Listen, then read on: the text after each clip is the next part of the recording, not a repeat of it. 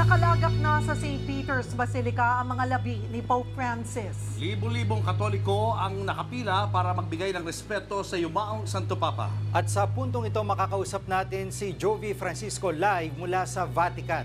Jovi, kumusta na ang sitwasyon dyan?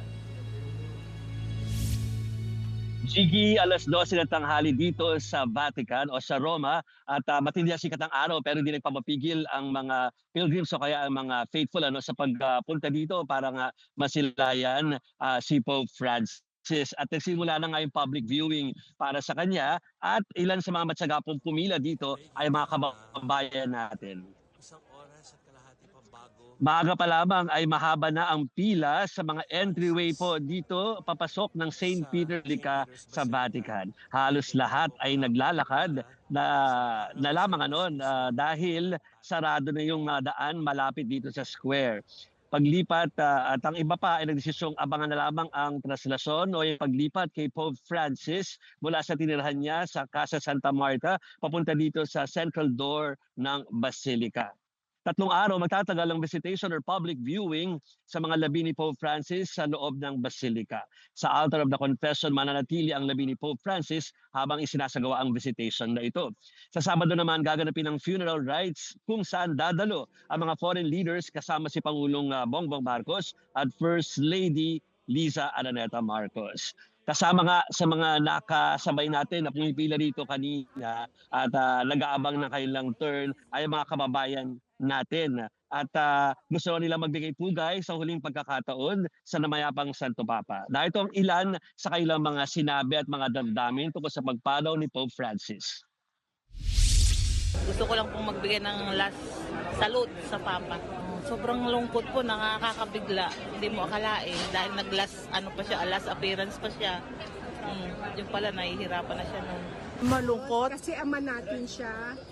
Malaking dagok din, kawalan, pero tatanggapin natin ang kaloob ng Diyos.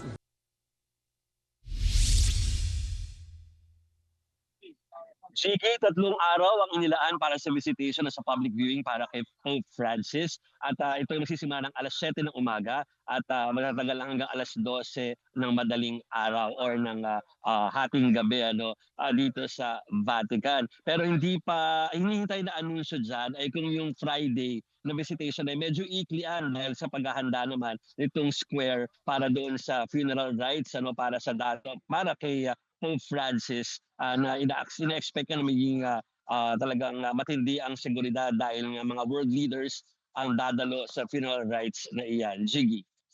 Jovi, si Julius to, hanggang kailan ang public viewing ng labi ng Santo Papa?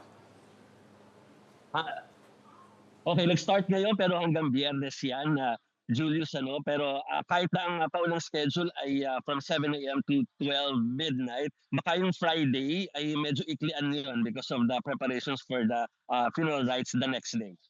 At gaano naman kahigpit ang seguridad ngayon dyan sa Vatican?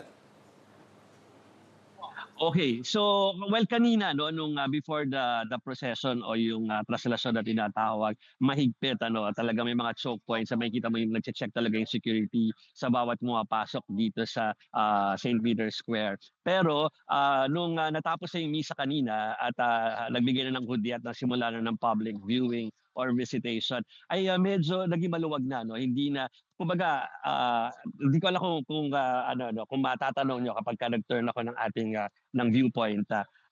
Ito yung main walkway from sa labas papasok dito sa Basilica at marami na ang dumarating pero hindi na sila dumadaan sa security, dire-diretso na lamang sila at pipila na lamang para makarating doon mismo sa entrance sa main or sa central door ng Basilica. Julius.